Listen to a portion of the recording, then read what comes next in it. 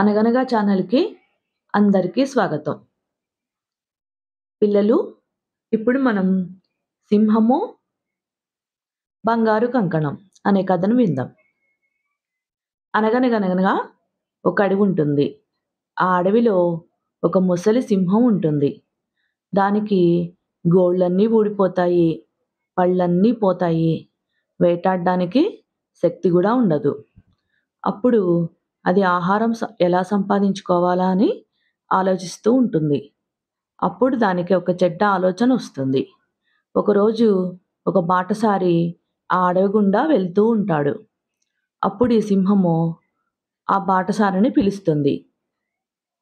"ఓ బాటసారి, నువ్వు నా దగ్గరకు వచ్చి ఈ బంగారు కంకణం తీసుకో" అని అంటుంది.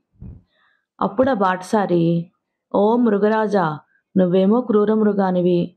నేను నీ దగ్గరకు వస్తే నువ్వు నన్ను చంపి తినేస్తావు" అని చెప్పి అంటాడు. అప్పుడు ఆ సింహము, "లేదు లేదు, నేను ఒకరోజు ఒక మునీశ్వరుని చంపబోయాను. అప్పుడు ఆ మునీశ్వరుడు, నువ్వు ఇప్పటికే ఎన్నో జంతువుల్ని చంపి చాలా పాపం మూటగట్టుకున్నావు. నీకు పాప పరిహారం కోసము నేను ఒక ఉపాయం చెప్తాను. నా దగ్గర ఒక బంగారు కంకణం ఉంది. ఈ బంగారు కంకణము ఒక ఉత్తముడికి దానం చేస్తే నీకు పాప పరిహారం కలుగుతుంది" అని చెప్పాడు.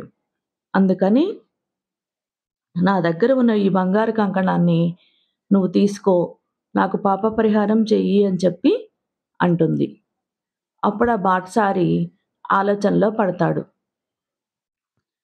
ఈ ముసలి సింహము నన్నేమీ చేయలేదు. నేను ఈ బంగారు కంకణాన్ని తీసుకుంటాను. నేను చాలా అదృష్టవంతుణ్ణి.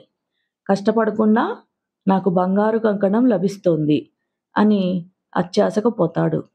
ఆ సింహం మాటలు నమ్ముతాడు. "సరే మృగరాజా, నేను నీ దగ్గరకు వచ్చి నీ దగ్గర ఉన్న బంగారు కంకణాన్ని తీసుకుంటాను" అని చెప్పి అంటాడు. అప్పుడు ఆ సింహము, "ఓ బాటసారి, మీరు ఈ కొలనులోకి వచ్చి స్నానం చేసి నా దగ్గర ఉన్న ఈ బంగారు కంకణాన్ని తీసుకోండి" అంటుంది. అప్పుడు ఆ బాటసారి ఆ కొలనులోకి స్నానం చేయడానికి దిగుతాడు. అది ఒక ఊబన్నమాట. అంటే అందులో ఒకసారి దిగితే కూరుకుపోతారు. అతను ఆహాకారాలు చేస్తుంటాడు. అప్పుడు ఆ సింహం వచ్చి ఆ బాటసారిని చంపేసి తినేస్తుంది. చూసారా? అత్యాశకు పోతే ఏం జరిగిందో? ఆ బాటసారి ప్రాణాలు కూడా పోయాయి. అంటే దురాశ దుఃఖానికి చేటనమాట.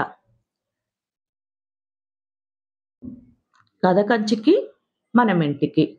నచ్చితే లైక్ చేయండి, షేర్ చేయండి, సబ్స్క్రైబ్ చేయండి.